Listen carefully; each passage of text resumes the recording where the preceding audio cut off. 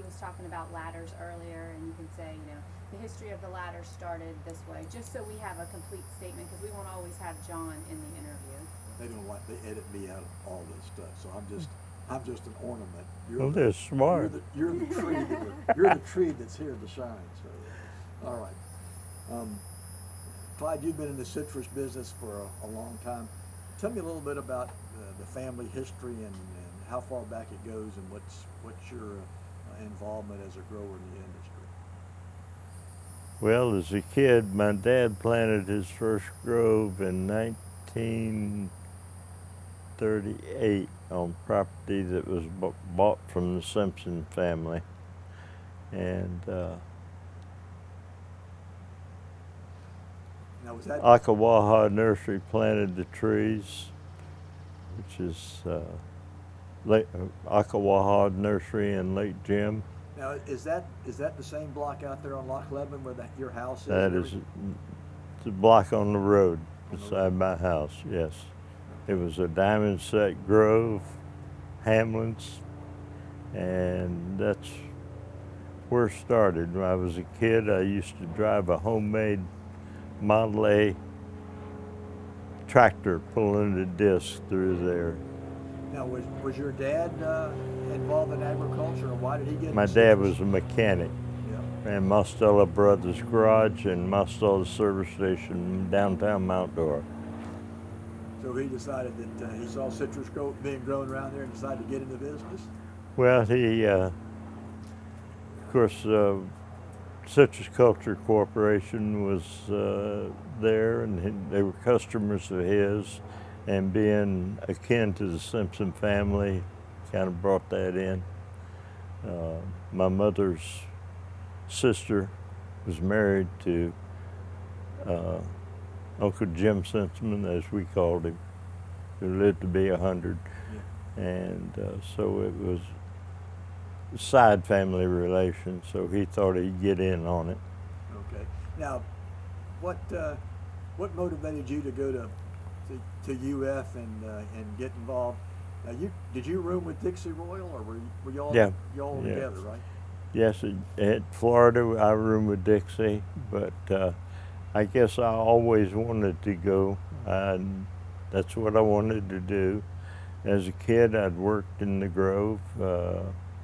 I'd worked Simpson Fruit Company, downtown Mount Dora, in the packing house some as a kid after school. And I remember the first tractor driving lesson I had was Howard Simpson. Got off the tractor and here says, you go plow a few rows. I'm going over and talk to my future wife who had driven up. So learn to drive or don't. So sink or survive. So you went to Gainesville. You were a gator. Now, Dixie got a degree in animal science. Did you get yours in fruit crops or hort science, or what was it? Right. Dr. Wolf there? Oh yes, Dr. Wolf was head of the department, and Louis Ziegler was the head of the citrus department of it. And that's what I got it in. In fact, I was sitting in class one day and they said, we want to see you after class. And they offered me a job in the Grove up there. So I worked at the Grove at the base of the Century Tower on campus. That Grove was just about gone when I got there, but there was some left. But did you ever get out to the packing house out there by the Shands and that facility? I guess. Well, they put a future Grove out by Shands, and we worked in it out by the Hume Center, Hume's Camellia Garden. It's where Shands parking lot is right now. Right. Now, when you graduated, did you go directly to USDA and APHIS? When I graduated, I worked for Howard Simpson in the packing house. It was summertime, and they were cleaning equipment and painting, and I worked there till I had to go into service because I had a service exemption till I graduated.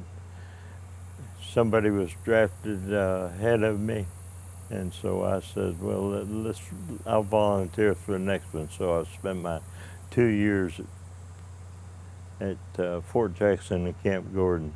So and then came out and applied for a job and went to work for the USDA. Now, most people think of USDA, at least a lot of them do, from the research standpoint, which was the ARS or Agricultural Research Service. But now you work for the regulatory side, of the APHIS side of USDA, right? Well, of course, they put together a lot of different agencies. When I went to work, we were under the Golden Nematode Program in Hicksville, Long Island, New York. That was our headquarters. And we had to report to them. They came down, and with the state, we started sampling. And it's a lot easier to sample an orange tree root system than it is to go down a potato field, because we've had to do that too for golden nematode samples. So that program actually became established in Florida with the presence of burrowing nematode. That's correct. So when they found burrowing nematode, then USDA, was it a cooperative effort with the state like a lot of the other programs are? Yes, it was a cooperative effort with the Division of Plant Industry. So you started off basically involved in the burrowing nematode program. That is correct. That's all I did for a number of years. But being part of the government, though, I'm sure they would call you off on other things as we had a problem. Not at first. Not at first, because we were strictly nematode.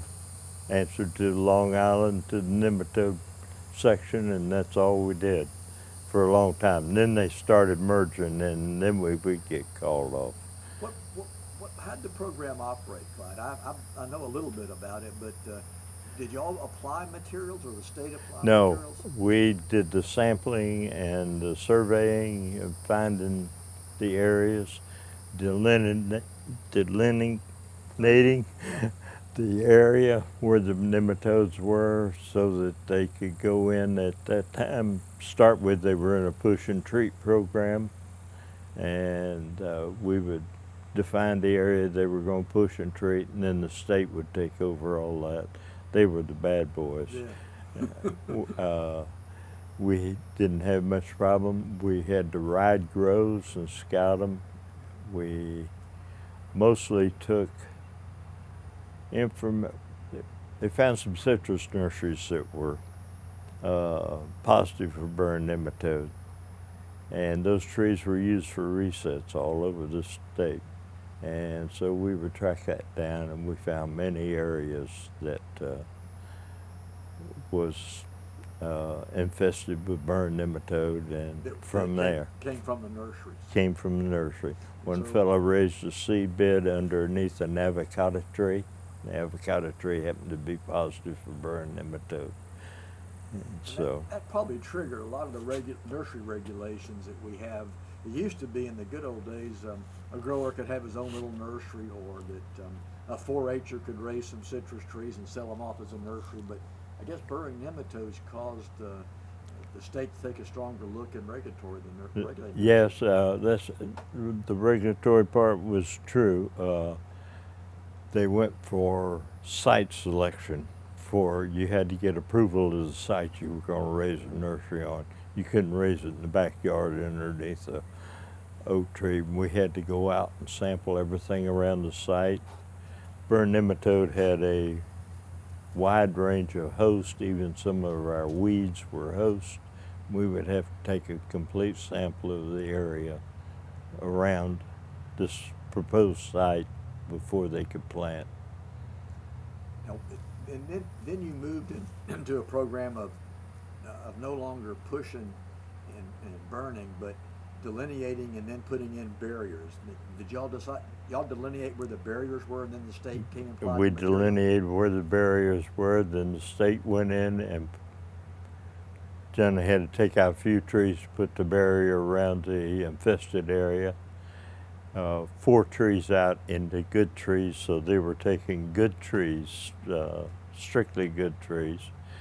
And then after that, once a year, we would sample on the outside edge of the barrier to see if it had crossed barrier. Now, I only know of one grower that elected to apply the chemical in the barrier, and that was old Mr. W.T. Bland, I believe.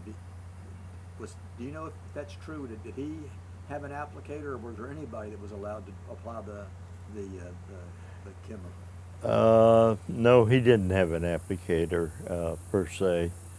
The state did his application, but Mr. Bland was a great guy. But the only one he'd let on the property was me, and so that kind of perturbed the state, and they could go up there, but they wouldn't get on the property unless I had talked to Mr. Bland. So, but they did apply it, and he maintained it. He maintained it well. Of course, anything he did, it was first rate. Yeah. So. Yeah, I have a Mr. Bland story. W.T. Bland would he had a dime or two that he could spend, but he wouldn't buy a teletype weather machine, and he made poor Dr. Kelly, Earl Kelly, the director here, had to come in on the weekends and pull the weather forecast off of our teletype and scotch tape it to the front door, and then Mr. Bland would drive all the way from Lake Jim over here to read the forecast every Saturday and Sunday. That's right. I can remember one day, John, not to try and top your story, but we were sampling the barrier around Mr. Bland's property, and we went to his barn, nice lunch spot, shady. And one guy was sitting on the track of a little D2 cat, and he said, old country boy from down Conway area of Orange County, and he says, man, this was a good machine in its day. Behind him says, what do you mean was a good machine? This is still a good machine. Because every Saturday morning, every piece of equipment that hadn't been run was started up and maintained on his property. So. What a guy. Well, after the what other programs did you get involved in besides nematodes later? Well, later on when they started merging, they would pull us off. I worked on the fruit fly program, and every time they'd get something down in South Florida, they'd have to send us down there because I don't think they could keep many people down there.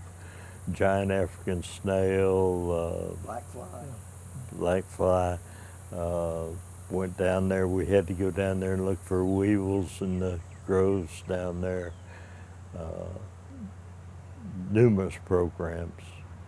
And then they further merged, and we were with the regulatory people for the incoming overseas flights, along with customs and immigration. So you've kind of seen the evolution of APHIS from a fragmented organization to probably a pretty big one. I know that APHIS still works strongly with DPI and the Department of Agriculture and the They do in that department, yes, great deal on plant introduction and whatnot. Still work in the burn nematode area somewhat, or nematode area, but fruit fly has taken over most of it, and that's a joint venture between the USDA and DPI.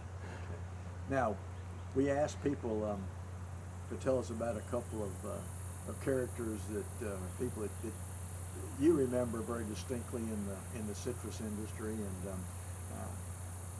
and we also were talking about some Hall of Fame members, and Jim Simpson is a member of the Citrus Hall of Fame, a good friend of mine, a good friend of yours.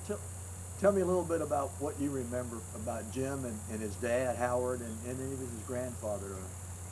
Was it Uncle Jim? Was that what everybody called him? Yeah, Uncle Jim was quite a character in his own right, but he was sure a dedicated person because at age 90 he'd go out and hoe his own orange trees around his house, and somebody says they're going to find him dead out there one of these days, but they never did. He just died of old age later on. Howard, I worked for Howard at the packing house, and I guess that's where I got my bigger interest in citrus.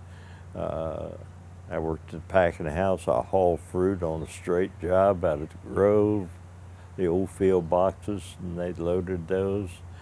I drove a tractor from Loch Levin to Lemon Street, straight through Diskin Groves, which is a mile area, but little 441's across there now, and had done a lot of that. And of course, Jim came along. I can remember his wedding down in St. Pete, which we went to, and backing up with Howard, when Jim and Bobby, his brother, were younger children, come Christmas Eve, they had a toy putting together age. My dad would always go out and help them put toys together for Jim and his brother. Can remember that. That was just a ritual. They would go out that time. Needed your dad. My father used to give me my kids toys, and I'd spend Christmas Eve up till 3 o'clock trying to put that swing set together or something like that. Yeah. Now,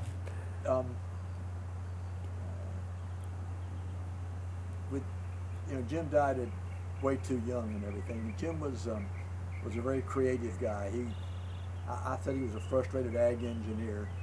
Do you have any involvement with his mechanical harvesting, or just as no, an observer? just an observer, because I was working full time, and I was working full time. Then I come home and work in the orange grove and maintain our orange grove. So you're still working full time in the orange grove, aren't you? Not as full time as I have been. When you get 84, it tells on you some. But you still have the original grove that your dad planted, right? We have the area. Yeah. We don't have the original trees. The 80s did them in. So you've had to replant a couple of times. The first freeze in the 80s, we buckhorned and pruned them back, and I learned how to drive a front end loader because the guy says, I'm going to North Carolina, here you can use it. So I learned how to push brush out of a grove. And then the next 89, was it? 89 took them all out. Then I built a greenhouse, raised trees in a greenhouse to replant. And of course, I raised the wrong trees because they were on sour root stock. So we're in a vicious cycle. All right. Anything you want to share with us about the citrus industry, or people, or what memories? You meet a lot of great people in this industry. A lot of good, honest people, and then you got a few fruit briars that you don't know about. That's one thing I really never had to do, because Howard Simpson handled our fruit, and it went through B&W for years. He bought it a few times and put it through his packing house. Then, of course, I made the big mistake of going with Golden Jim before the big breakup, and now with a handshake, Farina's handling the fruit, so I never have had to bother with fruit buyers too much, and really don't care to. I got one last thing I want you to tell me about, and this has nothing to do with citrus, but I want you to share a little bit about your experience in Boy Scouts, and what it's meant to you, and what you can tell us about how your son and grandson done in Scouts? Well, I joined scouting way back in the early days. I think you had to be 14 to get in, or 13 to get in at the time I was joined. And we had a Mr. Barker, who was a retired professional Red Cross supervisor as scoutmaster. We did a lot of good work. We met in the old Mount Dora Library, the old Mount Dora Library, which is now Del Potter's office. Boy Scouts met on one side and the Girl Scouts met downstairs on the other side. Troop 19, we would go on tramping trips and we met people from all over. Of course, I made my eagle. I got my God Country for the church work. And then it kind of dropped till my son got of age and he went in Cub Scouts. Well, Cub Scouts didn't really exist until my latter years of Boy Scouts. In fact, I was the first senior scout that worked with the Cub Scouts in Mount Dora on one little pack that they had. He got involved, and then the scoutmaster decided he was going to throw in the towel, so I took over being scoutmaster for a while, and we had several good assistant scoutmasters. My son and another boy his age obtained their eagle during that, and being the son of the scoutmaster, he probably had to work harder than most of them. But we had a good troop. We'd go camping once a month somewhere, cow pasture or something like that, and I really enjoyed it. Really enjoyed being with the boys. We had several boys, quite a few boys in our church who were from broken homes or single family homes, or their parents were disabled, and they just loved it, being able to get out because it's something they couldn't do or their family wouldn't do. I can always get a driver because a lot of those parents would drive and haul kids somewhere. Then Ernie got out and he kept going, and he went to Philmont, which is a ranch out west, and just loved it. And then Jackson came along, grandson. They moved to Sanford, and he visited Troop 19. He was in a Cub pack over in Sanford, real good pickup pack, had a great packmaster, really worked with the boys. It was a mixed group, and they had a crossover. And he wanted to cross over into Troop 19, which he did.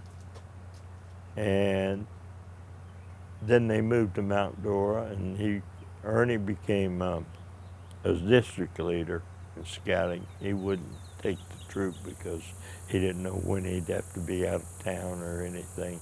But he's working with them a great deal. And Jackson set a goal of getting his Eagle Scout at a younger age than Ernie did. Ernie was 14. And Jackson got his at 13, just barely.